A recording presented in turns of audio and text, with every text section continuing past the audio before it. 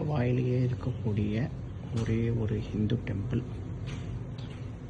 இந்த ஹோனோலுலுவில் இன்னொன்று கவாய்னு ஒரு டெம்பிள் இருக்குது, சிவலிங்கத்தோடது. அது வேறு ஐலாண்டில் இருக்குது. ஹோனோலுலுவில் இருக்கக்கூடிய ஒரே ஒரு ஹிந்து டெம்பிள் அங்கே தான். எங்களோட லன்ச் மெனு நம்மளோட ஹவாயில்